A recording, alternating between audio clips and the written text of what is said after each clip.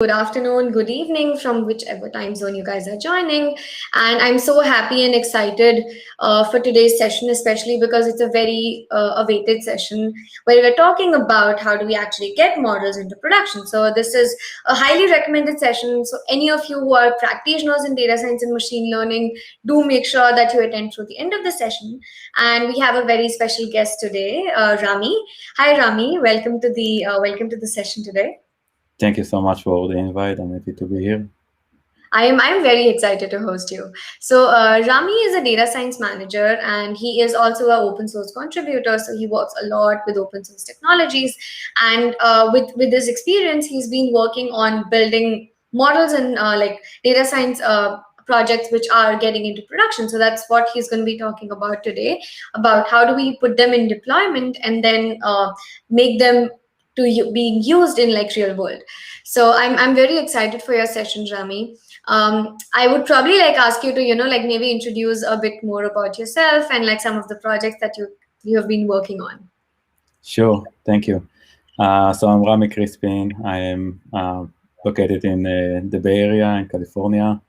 I'm data scientist for almost, I think, 7 years. My main focus is in time series analysis and forecasting. I wrote a book about time series analysis and forecasting with R. Besides my day-to-day work, I am open source contributor, which I spend a lot of my free time on developing packages in R. In the last year and a half, the main challenge was to help with the COVID-19 data, helping the community to get data clean.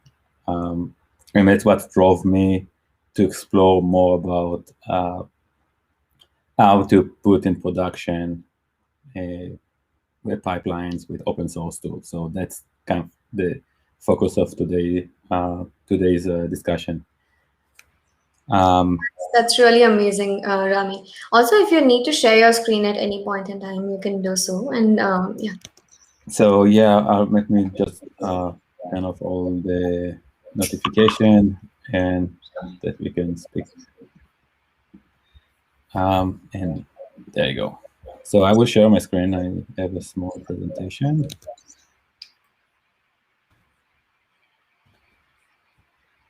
And then we can, if there are any questions, feel free to ask in the chat, and I can stop and answer.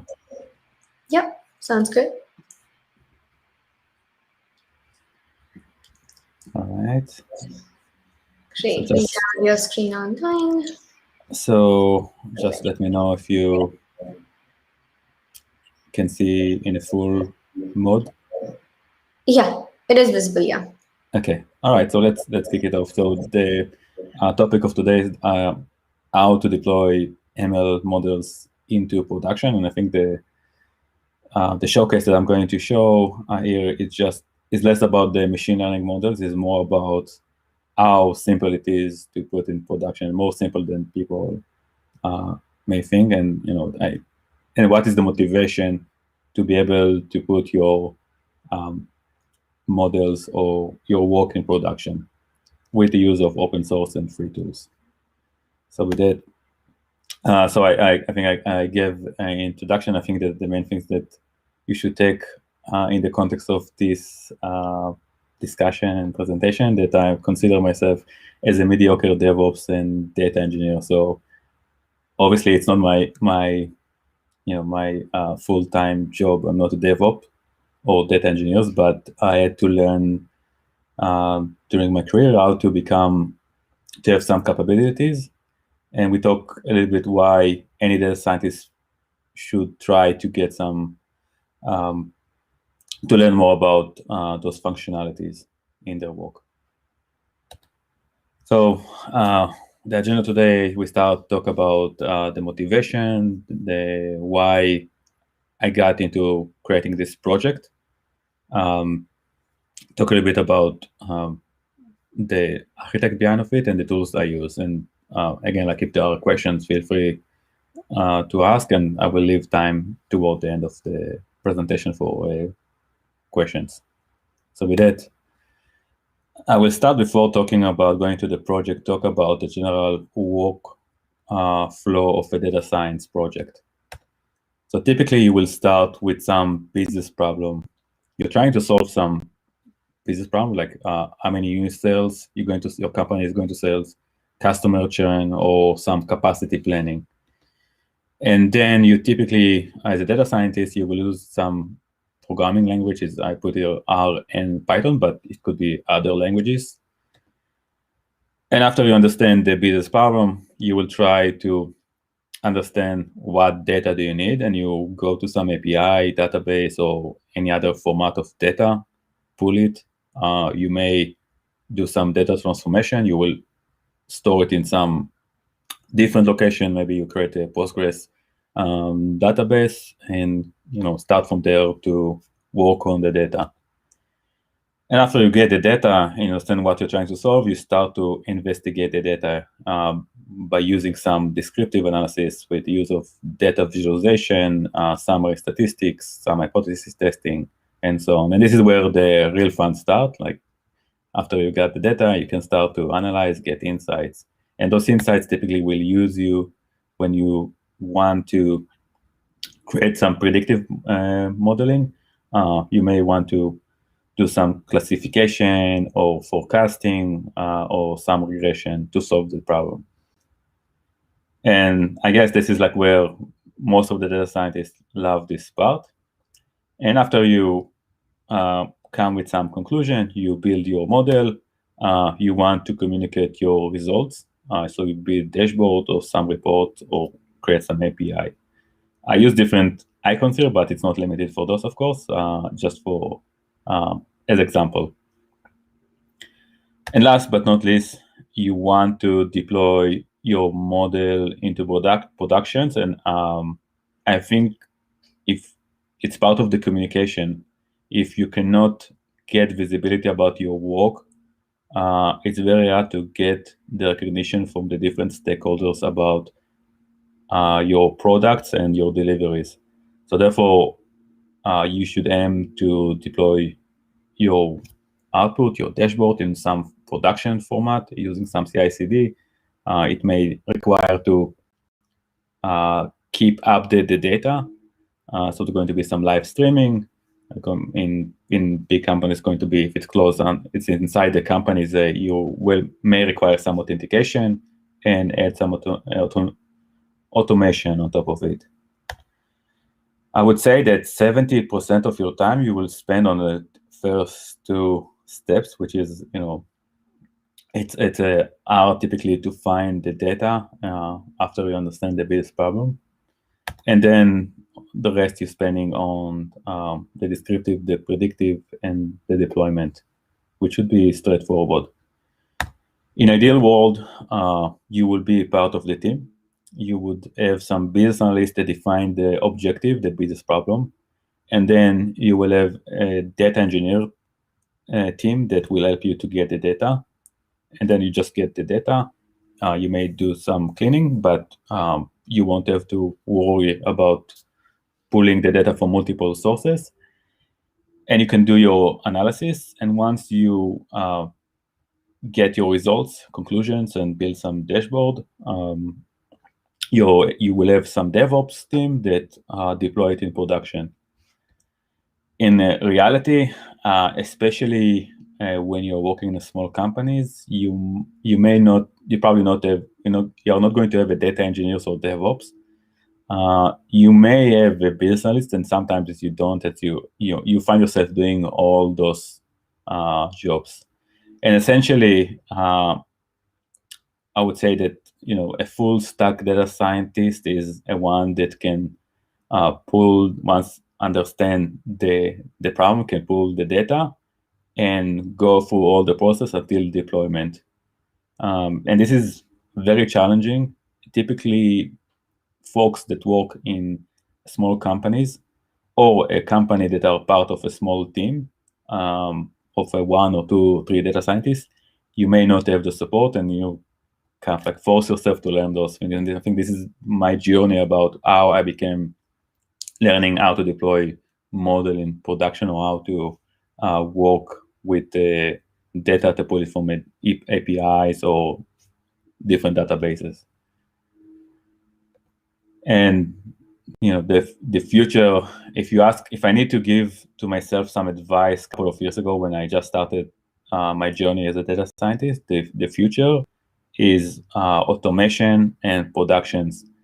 If I need to give, if someone come to me and tell me I know how to build a deep learning models to run some classification or regression, state of the art, TensorFlow or PyTorch, I would say like this is awesome.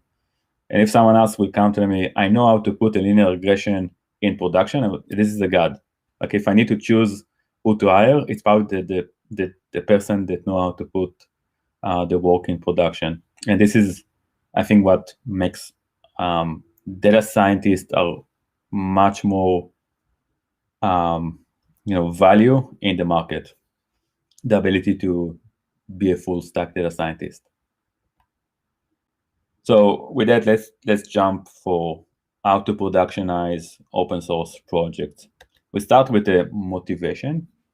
So when the COVID just started, sometime around February 2020, I saw the data that came from China at the point that Johns Hopkins University started to track and the famous dashboard that they built. And I was looking for a way to pull the data and create a package to transform the data in a tidy format. And this is, if you are not familiar with R, in R, it's very common to put data sets in packages or libraries as an example. I guess it's less common in other languages, but in R, it's a very common way to store data as example. But in this case, the COVID data was different because it was ongoing event that the data kept update on a daily basis. And in the first few days, I was just refreshing the data every night after Johns Hopkins refreshed their repository. But it's, I realized that maybe I didn't realize it's going to be that long, the COVID pandemic, but I realized that, it's probably going to stay for a few months and I need to find a better way to refresh the data. And this is where I started to productionize by using GitHub Actions and Docker to create automation to pull the data. So if you're familiar with the typical structure of R package, you will have the R library, you will have the data, you have the docs, the manual, vintage, but it's something that I add to my packages. And for me, it's like any package that I build today, I started with creating this skeleton that I have a Docker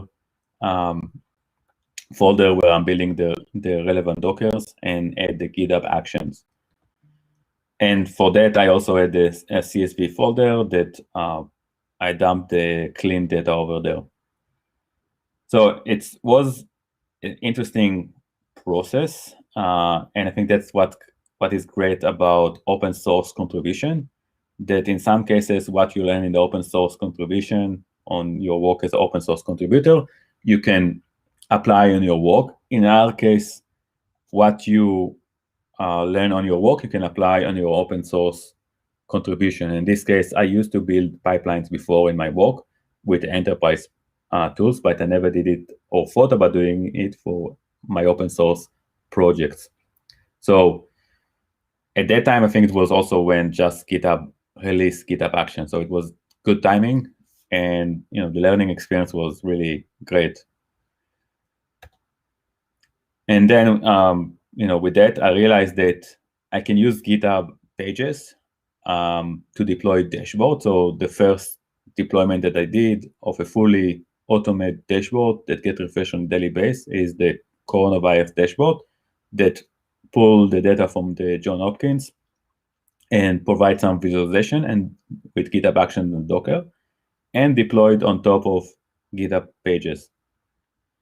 And at that point, many people start to explore this and fork this repository and started to create similar example for different countries, and it was really nice to see it. And I said, like, why not to create an example that you can show so more robust data science example?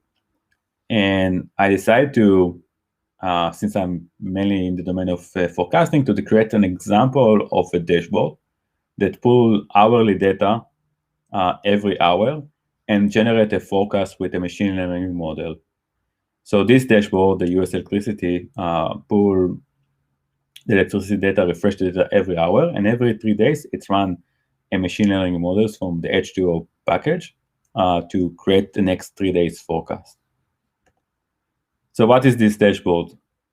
It's a component. The components of the dashboard are, it's made out of R Markdown or Flex dashboard, which is a R package that enable you to create very in a simple manner a static dashboard, meaning you don't need to have a server. It's compile it into, render it into HTML file, and then you can essentially deploy it on as a GitHub Pages.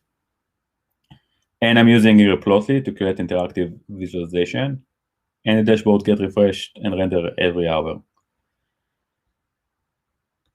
The other, the modeling component, I use here H2O package, which is one of my favorite machine learning package. It's both available in R and Python.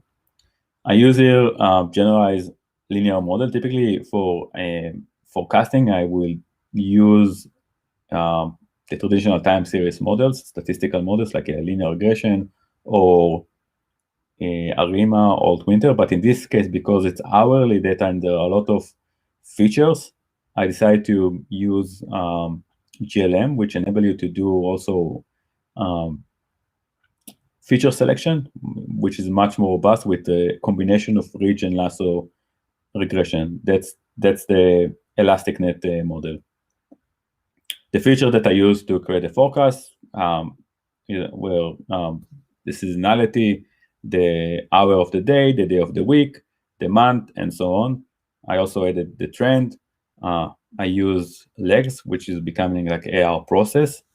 And every 3 days, once the forecast reach to the end, the actuals get to the end of the forecast, it regenerates automatically a new forecast for the next 72 hours. I will pause here, see if there are any questions so far. Hi, yes. So we do have a question here. So Tejas is asking that when the data is, say, like changing, right? Or we have like a streaming data. So how do we react to that? Like how do the models, or like how does the deployment change when you have like changing data? Yeah, so the approach, I went over here on the, I retrained a model in advance. I did a back testing, so trained the model over, I think, something like 50 or 60 different subsets of the data. And I tune it and make sure that, I understand like what are the general tuning parameters. And then when I applied, so the data is rarely changed. Like you see those cycles, they are fairly constant, and the model is capturing the seasonal changes over the year. So essentially, if I would do it in my work, I would do the same thing, and I would set some alert to measure the accuracy and see if it's going over time outside some bound of accuracy. This is probably the time that you want to retune the model. But the data is very, cycles are constant, and therefore one tuning wasn't. I did only one tuning. I think it was like almost a year ago, and since then it's running with high accuracy. Now, of course, there are some cases that you will see that either the consumption, because there is other factors that like a weather, you see the consumption or some jump, or there is outage, which obviously it's very hard to predict in advance or take it into the model. So then like you see the accuracy might influence, but those are ad hoc events that I don't think that the goal of the model is to predict those. Got it. And Rami, one of the questions that we have is when you are deploying your models, let's say through a platform like H2O, how do you keep track of the model? Like, is there any kind of model monitoring that you can do? And if yes, like how can you please explain like how can model monitoring be really helpful in terms of understanding the frequency of when you want to retrain the models? Yeah, so that's a part of the roadmap. I do track, like I'm capturing at the end. So once the model reached the end of the actual, what I'm checking like every hour when I'm refreshing the data, if my actual are I have all the 70 hours of the forecast. I reach to the all the points that I have actual. And if I capture the accuracy of the model. So anytime that I'm refreshing a new model, I also track what was the accuracy of the previous model. The reason I'm using it because I'm generating the prediction intervals with this information. So I'm capturing the distribution. So I do capture it. It's in my roadmap to also do some to show like a table of that. You can go and see the accuracy over Okay, time. perfect. Okay.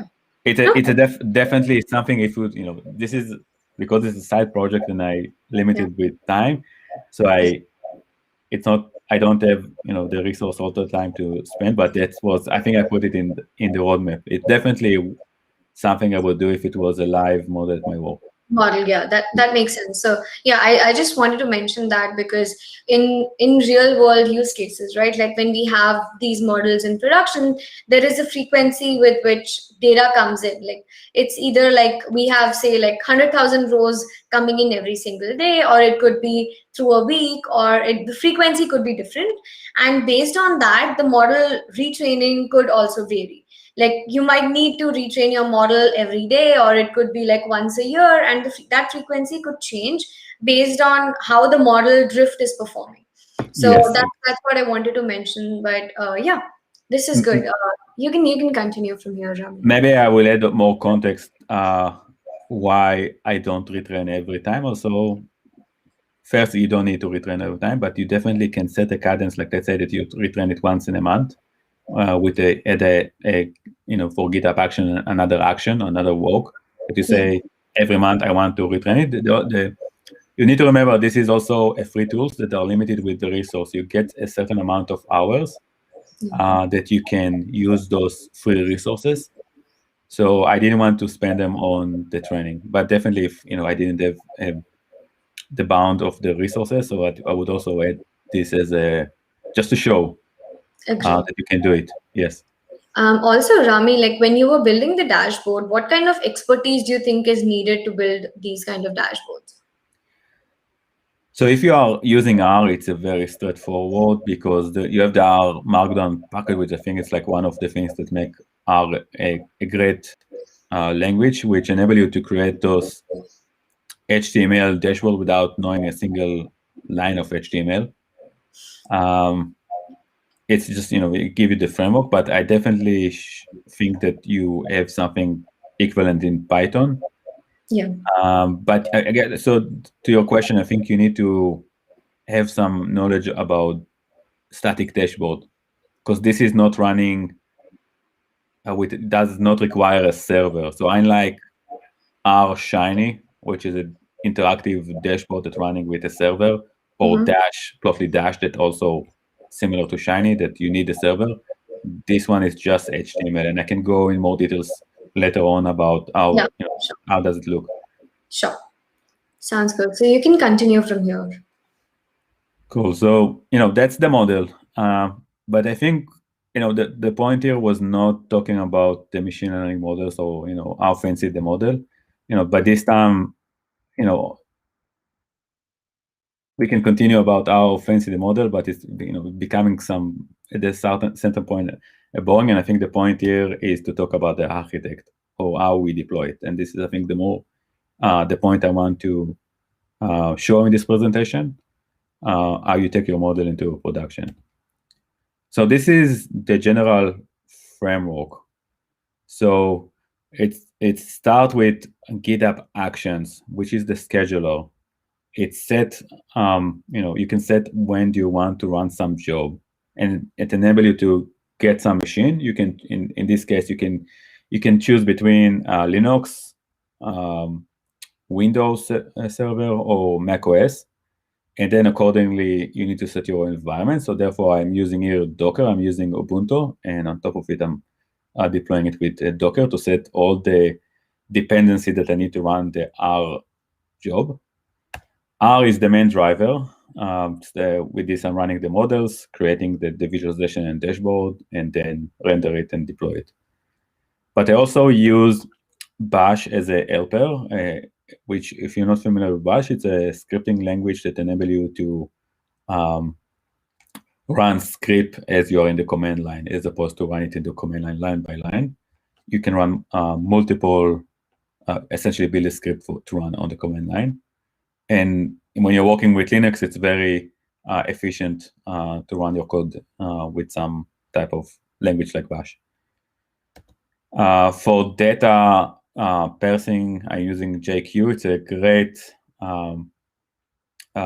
package to parse JSON file. And the modeling is the H2 library. I'm using Plotly for the visualization. And our Markdown or Flex dashboard is the library I'm used to create the dashboard. And then once, after the action is running, it's render it into HTML file and deploy it in GitHub Pages. The data is coming from just one more thing. The data is coming from EIA, which is Energy Information Administrator website, which provide a lot of data about US energy, so gas consumption, electricity, and other factor. So if you love time series, and it's a natural place to go and see. There's a lot of time series there, so that's why I chose this one. Just keep those. So that's if you want to understand how GitHub Action looks like, that's all. It's in this case there is 21 lines of code. It's a YAML file that you define the deployment. So it started by setting scheduler. In this case, I'm setting a cron that say that every hour at the beginning of the hour, I want to trigger the job. You can set a different time, but essentially this is refreshing because data is refreshing hourly. That's the cadence. And the next steps are I'm setting a build, and I define which OS I want to use. In this case, I'm using Ubuntu because this is what I'm using in the Docker. So once I'm pulling the Ubuntu, I'm defining a container, a Docker image, which I created with all the dependency. The alternative is to set the dependency. You can do it by running line-by-line command or running some script, but it's a more time-consumed and potentially could cause a lot of unexpected errors. So I think when you use GitHub Action, Docker is the most robust way to set your environment. So I highly recommend, if you are not familiar with Docker, this is one of the requirements to set those repeating jobs. And on the right side, there is an example of how I'm creating a Docker. So I have a bash script that run a build, and you see on the right side, on the top right side, there is the script I'm using, the Docker file, to create a Docker file, and it's calling our script that install all the dependency for this task. And I was surprised how simple it was to generate this Docker, because I thought H2O is a complex machine learning library, because it's enabled to run on distributed machine, and it requires some Java. And I was surprised it was very smooth to deploy it on the Docker. So it was really, really smooth experience. And yeah, this is the R script that's running on the backend. So the next step is I'm defining which repository I want to use to run the the script, and in this case, I'm using the main branch. And then this is the job. In this job, I'm calling a bash script that refresh the data. And you can see because I need API keys for the EIA API, so I'm storing it in with the secrets, and I'm pulling it, and it's automatically parse it safely that you can use it inside your job. And on the right side, you can see like this, the bash script that it's running. It's calling the R script, and the R script, checking if you need to refresh the data, checking if there is a new data available, and if you need to refresh the forecast. And at the end, it committed back to the repository, and after the dashboard was re-rendered, and push it to GitHub Pages. A little bit more about the data. Again, this is the EIA API. Highly recommend to, if you're interested in time series data, there are a lot of series over there. Because it's energy data, it's a nice seasonality and trend. You can find very interesting stuff if you are looking for time series data. I will pause here to see if there are any questions on this. Right now we're good. You can continue. Thank you. So as I mentioned, this is a work in progress. There are other stuff that I'm planning to continue to develop. The main reason that I did it is just to show people as example how they can deploy machine learning models. The context of if it's a forecasting or classification or anything, I think it's irrelevant. My goal is people can seamlessly take this, fork it, and create their own example, modify the problem, but the path to generate additional example will be straightforward. And the roadmap is to continue automate the process and make it much more functional. So I can give you an example. What I'm planning to, I hope to do is to set some kind of like a manifest for the work, defining all the parameters. So I'm pulling from the API, the US data, but they have different other series that you can, if you want to pull, for example, only the California energy data or the consumption of electricity only in California region or in the New York region. So my goal is just you just change some JSON or YAML file, the code of the series, and it will automatically generate you a dashboard for a specific region that is defined on the API. Reproducibility by others, I think it's important. I want to, help other people to learn this topic. So I'm missing the documentation. This is always the tough part. Improving the data visualization. So one of the things that in my to-do list is to add more data visualization. I have some example on the dev branch, but it's still not mature enough. But essentially, I think to explain the seasonality and the model components would be nice to have. And last but not least is the documentation. And here is a link for the resources. The dashboard is deployed on my GitHub account on using GitHub Pages. There is the code, the source code available. There is a link for the GitHub Actions, to Docker, and to the API. So maybe I can jump, if there are no questions, I can jump to show you the dashboard. And that'll be great. So as you can see, this is the dashboard. It's a HTML file. The visualization is with Plotly. What it provides, the solid line is the actual. And this was refreshed, I guess, an hour ago. This is on Eastern time. So and there is the data is refreshed in delay of 2 or 3 hours. So the last data point is available from this morning at 8 o'clock Eastern time. And you can see that last night is where the point that it generated a new forecast, and the actions will, the code refresh on an hourly. Once you get to have all the data points, this is the point it will generate the new forecast. The other things that it's provided on this visualization is the MAP, which is the mean absolute percent error, which is one of the question was about the performance. So it's just give you indication about the performance. I'm tracking it and I'm saving it. The other component is the coverage of the model, and now it's 1%, which is just saying that the model is always within the bound of the prediction intervals.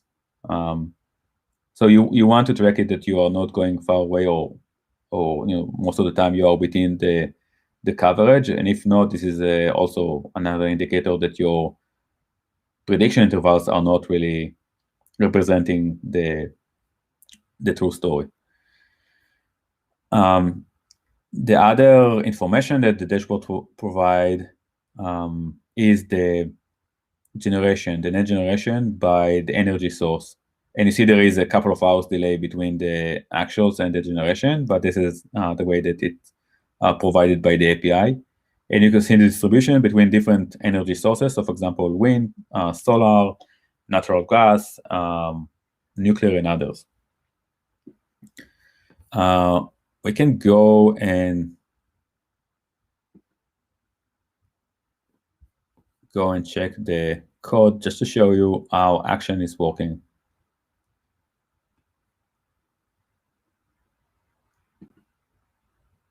So this is the repository. So let's start with the Docker. Typically, I'm creating on any repository. I'm also creating the Docker files. And here I have two folders. One is the development Docker, and the other one is just setting the environment. It's still on develop mode. And then the other one is RStudio. So if I want to check that a feature is running the same way it's going to run on the GitHub Actions, so I'm testing it with the Docker or with RStudio. So if you go over here, you can see that I have, this is the way I like to create Dockers. And if anyone is not familiar with Docker, I can pause and explain what Docker is about. But essentially, it's creating a virtual environment. So you have the Docker file. I'm trying to simplify the Docker file and make them as small as possible by creating external script that Docker is calling. So to install all the requirements, as I mentioned before, I am calling install packages.r, which install the dependencies for this project. Now we can go to the action. So you see, those are the jobs that ran in the last 24 hours. So you have here about every hour it's running, so it's 24 jobs. But you can see that since the launch of this dashboard, there were 5,693 jobs that ran. Then you can see that you get indicator if the job failed or not. So if you go over here, it's a green, so it's ran. You can go and see what was the output. So there are multiple steps. The first thing is like to load the container, check out the repository to the branch that we select, and then refresh the data. So if you go and see, essentially, it's running. If you're familiar with R, this is rendering the data, and then rendering. Sorry, pulling the data and then rendering the R Markdown. So this is how I create the R Markdown dashboard. And at the end is to commit the changes.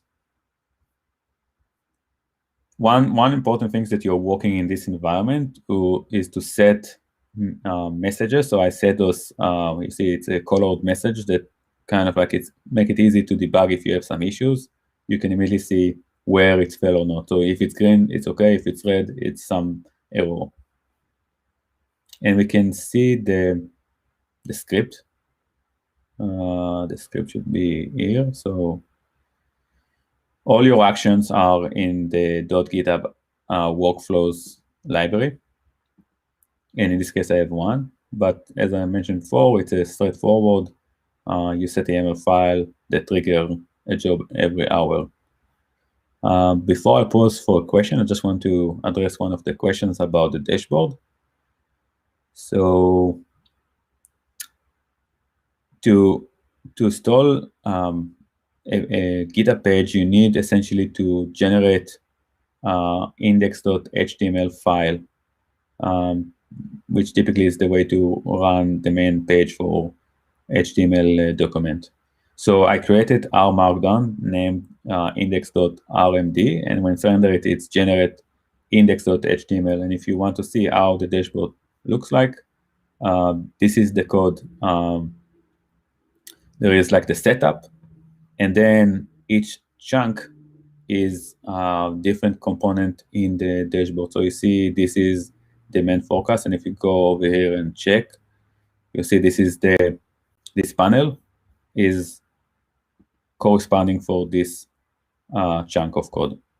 And then there is the generation. This is this chunk. So you see it's less than 100 lines of code. The whole thing is to generate this dashboard.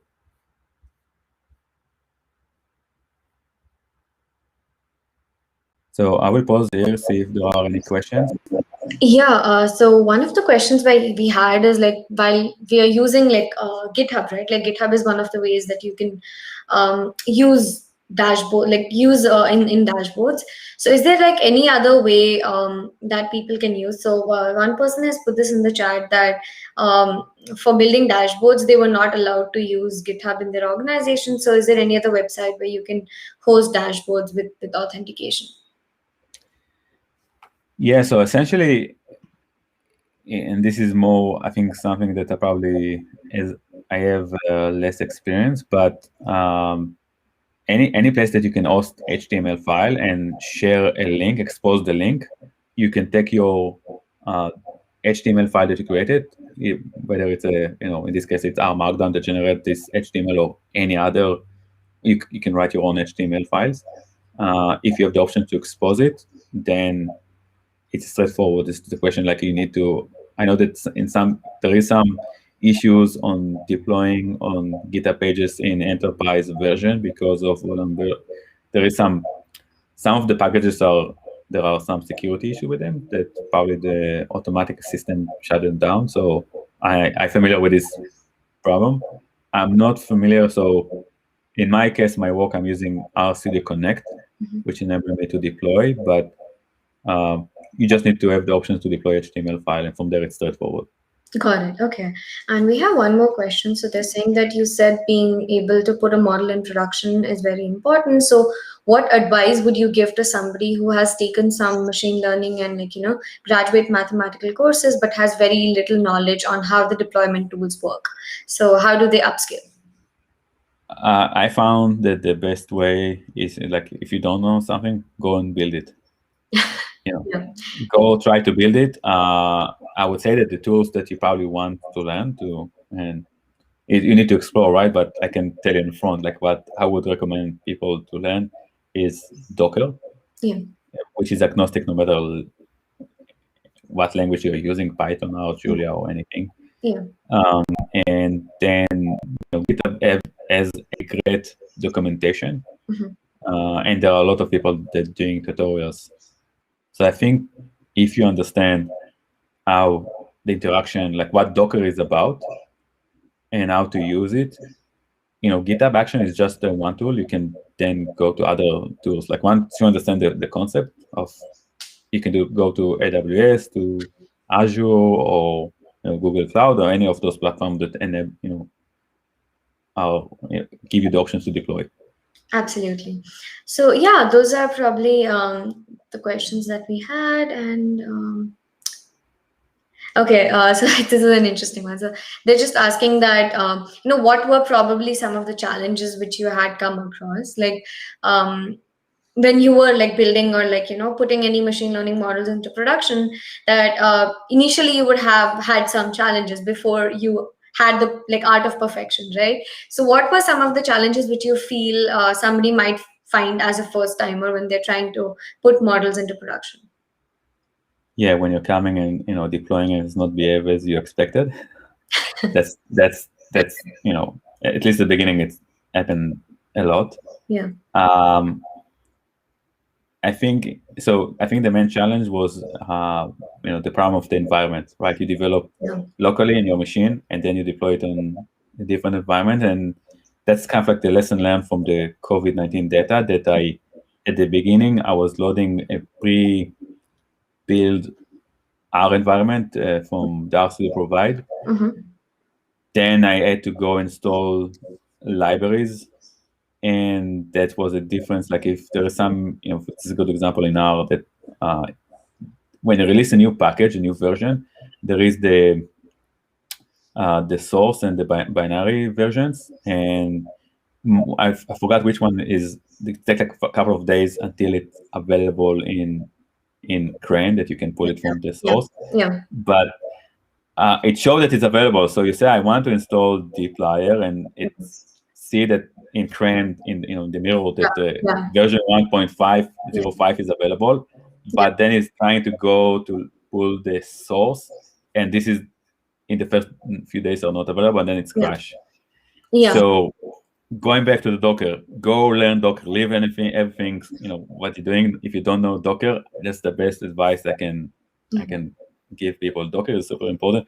Not necessarily Docker, like the concept of Docker. There are other tools besides Docker, but Docker is the main one. So there are tons of resources out there in the web.